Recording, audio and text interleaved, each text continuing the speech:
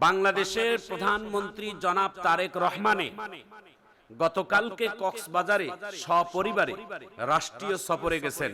রাষ্ট্রের অনেকগুলো জিনিসের উদ্বোধন অনুষ্ঠানকে কেন্দ্র করে। প্রিয় ভাইয়েরা আমার, প্রিয় বন্ধুরা আমার, গতকালকে বিমান থেকে যখন বিমানবন্দরে নামবেন সেই সময় তুমুল ধারে বৃষ্টি হচ্ছিল। ওই বৃষ্টির মধ্যেও তারা স্বামী স্ত্রী একসঙ্গে হেঁটে রাষ্ট্রের কাজগুলো সারলেন। কিন্তু সব থেকে বড় আকর্ষণ তিনি করেছেন, সব থেকে বেশি প্রশংসায় ভাসছেন একজন প্রধানমন্ত্রী বাংলাদেশের। তার কাঁধের মধ্যে ব্যাগ কেন? প্রধানমন্ত্রীর কাঁধে কেন ব্যাগ? তার ব্যাগ বহন করার কি কোনো লোকের অভাব আছে? তার জুতা বহন করা, তার ব্যাগ বহন করার কি লোকের অভাব আছে? তিনি তো রাষ্ট্রের সর্বোচ্চ, তিনি একজন সম্মানী ব্যক্তিত্ব, আল্লাহ তাকে বানিয়েছেন। একজন রাষ্ট্রের প্রধান মানে কি? একজন রাষ্ট্রের প্রধানমন্ত্রী মানে বাংলাদেশের সর্বোচ্চ, আল্লাহ তাআলা তাকে সর্বোচ্চ সম্মান তাকে আল্লাহ তাআলা দান করেছেন। তিনি তো রাষ্ট্রপ্রধান হন, তিনি তো রাষ্ট্রপ্রধান হন, তিনি তো সরকার হন।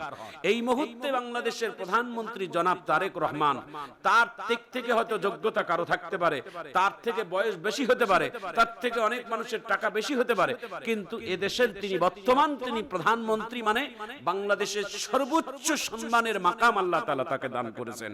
কিন্তু তিনি অনেকগুলো দৃশ্য দেখে গোটা পৃথিবীর মানুষ অবাক হয়েছেন যে তার ব্যাগটাও বহন করার মতো কোনো মানুষকে তিনি দেন না। ব্যাগের মধ্যে আছে কি তা? তিনি কাউকে ব্যাগটা দেননি। তার সফর সঙ্গীরা অনেকেই ব্যাগটা টেনেছেন যে আমাকে দেন স্যার, ব্যাগটা দেন, কিন্তু তিনি ব্যাগ দেননি। ব্যাগটা নিজের কাঁধে রেখেছেন। এবং তিনি এত প্রটোকল প্রশাসনের, তার সিআইডি, তার পুলিশ প্রশাসনের প্রটোকলের মধ্যেও তার হাজার হাজার মানুষ যখন তাকে স্বাগত জানায়, এর মধ্যেও তিনি আশ্চর্য ঘটনা হচ্ছে তার নিজের স্ত্রীকে তিনি ভুলে না। যখন তিনি সামনে আসে, পিছনে বারবার ঘুরে তার স্ত্রীকে দেখে যে তার স্ত্রী ঠিক আছে কিনা, তার কাছে আছে কিনা।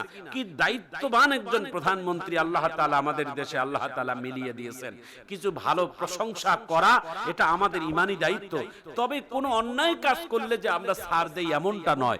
আমরা অনেক সময় যদি প্রধানমন্ত্রীরাও যদি অন্যায় করে, দেশের সরকারি দলও যদি কোনো অন্যায় করে, ইমানি দায়িত্ব হচ্ছেন তাদের অন্যায়গুলোকে চোখে তুলে ধরা এবং তাদেরকে প্রতিবাদ করা। প্রিয় ভাইয়েরা আমার, প্রিয় বন্ধুরা আমার, আমাদের প্রধানমন্ত্রী জনাব তারেক রহমানে এই যে বাংলাদেশের কিছু জিনিস আমাদেরকে শিখাচ্ছেন, এটা দেখে আমাদের শিক্ষার একটা শিক্ষণীয় বিষয়। কারণ এই শিক্ষাগুলো, ছোট ছোট শিক্ষাগুলো কিন্তু এমনি এমনি তিনি হঠাৎ করে শেখেননি। আমরা দেখছি যে তার হাতে অনেক সময় টিস্যু দেয়, গরমে তার ঘাম ছুটে যাচ্ছে, টিস্যু দেয়। এই টিস্যুটা মোছার পরে এই ঘামের টিস্যুটা তো তিনি অন্য জায়গায় বা কারো হাতে বা কোনো জায়গায় ফেলাই দিতে পারেন, কিন্তু প্রধানমন্ত্রী তা করেন না। তার ঘামের টিস্যুটাও তিনি নিজের পকেটের মধ্যে রেখে দেয়, যাতে করে কোনো মানুষের জন্য কোনো আঘাত যেন, কষ্ট যেন না হয়, কোনো মানুষের জন্য কোনো পরিচ্ছন্নের ব্যাপারে যেন কোনো বিবাদ যেন না ঘটে। তিনি নিজের ঘামের টিস্যুটা পর্যন্ত নিজের পকেটের মধ্যে রাখে, নিজের হাতে তিনি ডাস্টবিনের মধ্যে ফেলাবে বলে। এই ছোট ছোট শিক্ষাগুলো, এই শিক্ষাগুলো তারেক রহমানে কিন্তু একদিনে পায়নি। এটা পারিবারিক শিক্ষা। ছোট ছোট বাচ্চাদেরকে এই পারিবারিক শিক্ষাগুলো আমাদের ছোট্টবেলায় বাবা মাকে দেওয়া দরকার। বাবা মা যদি এই শিক্ষাগুলো আমরা দেই, তাহলে এই বাচ্চাগুলো আমাদের ভবিষ্যতে যে বড় আলোকিত হয়ে যাবে। একজন শিক্ষিত মানুষের পরিবার থেকে যখন একটা সন্তান ভূমিষ্ঠ হয়, এই জন্য বাংলায় একটা প্রবাদ বলে, গাছ ভালো তার ফল ভালো, বীজ ভালো তার ফসল ভালো, উস্তাদ ভালো তার ছাত্র ভালো, পীর ভালো তার মুরিদ ভালো, সরকার ভালো তার দেশের জনগণ ভালো, বাবা মা ভালো তার সন্তান ভালো।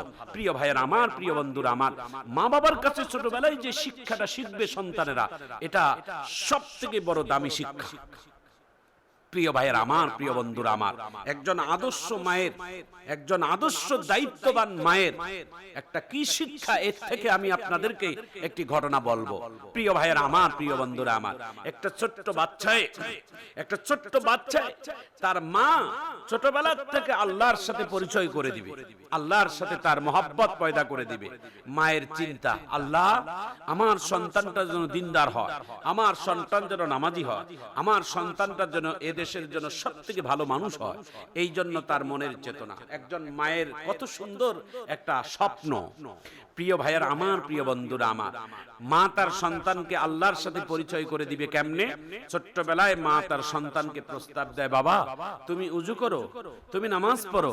সন্তান যখন নামাজের কথা আহ্বান করে মায়ে, তো সন্তান ছোট মানুষ, ছোট জ্ঞান, ছোট ভাষায় বলতেছে, আম্মু নামাজ পড়লে কি লাভ হবে? নামাজ পড়বো কেন? বলে আমাকে আল্লাহ সৃষ্টি করেছেন, আমি আল্লাহর রিজিক পাই, আল্লাহ আমাকে বেঁচে রাখছেন, সে আল্লাহর গোলামি করতে হবে। বাচ্চায় ডাক দিয়ে বলে, আম্মু আমি যদি আল্লাহর ইবাদত করি, নামাজ পড়ি, তো আল্লাহ তাআলা আমাকে কি দিবেন? কি দিবেন? বাচ্চাটাকে, এই ছোট বাচ্চাটাকে মা কি বুঝাবেন? যেমন বাচ্চা তেমন তার বুঝ তো দিতে হবে। তো মায়ে ডাক দিয়ে বলে, বাবা তুমি এই মুহূর্তে তুমি কোন জিনিসটা পছন্দ করো বলো তো? বলছে, আম্মু আমি সব থেকে বেশি আমার প্রিয় হচ্ছে না আমার কাছে মিষ্টি। বলছে, তুমি সুন্দর করে নামাজ পড়ো, নামাজের সালাম ফিরার পরে পিছনে দেখবে তোমাকে আল্লাহ মিষ্টি দিয়ে দিবে। সুবহানাল্লাহ। মায়ে তার আল্লাহর সাথে পরিচয় করে দেওয়ার জন্য সন্তানকে উজু করে জায়নামাজের মধ্যে দাঁড় করিয়ে দিলেন। সন্তান নামাজ পড়ার পরে সালাম ফিরে পিছনে তাকায়, মিষ্টির টোপলা অপেক্ষা। সন্তান মিষ্টি খায় আর বলে, আম্মু এর পরের নামাজ কোনটা? আর তাহলে ওই নামাজ পড়লে আবারও মিষ্টি পাবো। সুবহানাল্লাহ। জোহরের নামাজ পড়ে আসরের নামাজ, আসরের নামাজের জন্য বাচ্চা 1 ঘন্টা আগে উজু করে রেডি মিষ্টি পাবার জন্য, যে নামাজ পড়লে আল্লাহ আমাকে মিষ্টি দিবে, এই জন্য নামাজের জন্য অপেক্ষা। আসরের নামাজ পড়ে আবার মিষ্টি পাইলেন, সেই বাচ্চাটা আবার ডাক দিয়ে বলে, আম্মু এরপরে কোন নামাজ? বলে মাগরিবের নামাজ। এইভাবে তার মায়ে নিজের পকেটের টাকা খরচ করে সন্তান যখন নামাজে দাঁড়ায়, তার জন্য নিজের টাকা খরচ করে আল্লাহর সাথে পরিচয় করে দেওয়ার জন্য নিজেই পিছনের মধ্যে মিষ্টি রাখে।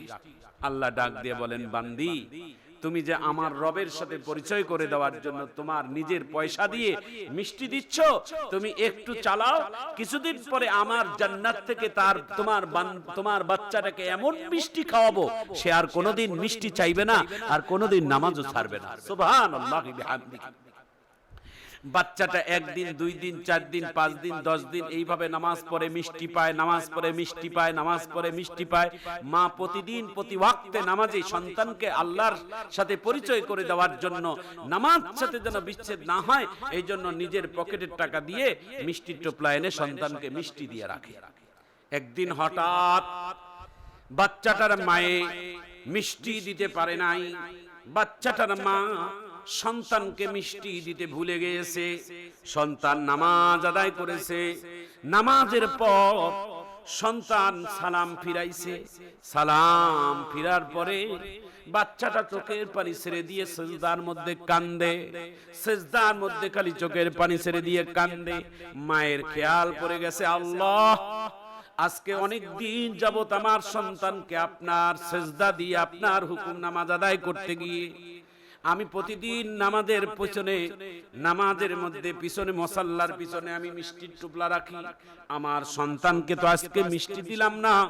আমার সন্তান আজকে নামাজের পরে যদি মিষ্টি না পায়, তাহলে তো আর কোনোদিন নামাজে আসবে না, নামাজ পড়বে না। নামাজের আদায় করে সালাম ফিরানোর পরে মায়ে দৌড় দিয়ে আসছে, এসে ডাক দিয়ে বলে, বাবা নামাজ আদায় করছো? বলে হ্যাঁ। সন্তান তার মায়ের মুখের দিকে তাকায় আর চোখের পানি ছেড়ে দিয়ে কান্দে। কেন কান্দো বাবা? তোমার চোখের পানি কেন? বলে, মা এতদিন যাবত আমি নামাজ পড়েছি, এতদিন যাবত নামাজ পড়ার পরে আমি মিষ্টি পেয়েছি, এটা দুনিয়ার সাধারণ হোটেলের মিষ্টি। এই মিষ্টিগুলো তুমি বহন করেছো আল্লাহর সাথে পরিচয় করে দেওয়ার জন্য। আমি বুঝেছি মা, তুমি চালাকি করিও না, আমাকে আল্লাহর সাথে পরিচয় করে দেওয়ার জন্য দুনিয়ার সাধারণ হোটেলের মিষ্টি তুমি কিনে কিনে আমার পিছনে রাখছো। আজকে মা তুমি দুনিয়ার কোন সাধারণ হোটেলের মিষ্টি দেও নাই, আমি নামাজ পড়েছি, আমার আল্লাহ আমাকে নামাজ নামাজের মধ্যে এমন মিষ্টি খাওয়াইছে, এমন তৃপ্তি আল্লাহ দিয়েছে, আর কোনোদিন দুনিয়ার কোন বাজারের মিষ্টি আমাকে লাগবে না মা। আমি কথা দিলাম দুনিয়ার জমিনে যতদিন আমার হায়াত থাকবে ততদিন আমি মিষ্টি, দুনিয়ার মিষ্টি ছাড়াই নামাজ পড়ব। তার মানে আমি নামাজের তৃপ্তি পেয়েছি, নামাজ আমাকে মজা লেগেছে। দুনিয়ার এমন কোনো মজা নাই, এমন কোনো শক্তি নাই যে আমার নামাজ থেকে আমাকে কেউ বাহিরে রাখবে। আমার ভাইজান, আমার বন্ধুগণ, মা বাবার শিক্ষাটাই হচ্ছেন সন্তানকে ছোটবেলায় আদর্শের শিক্ষা দেওয়া।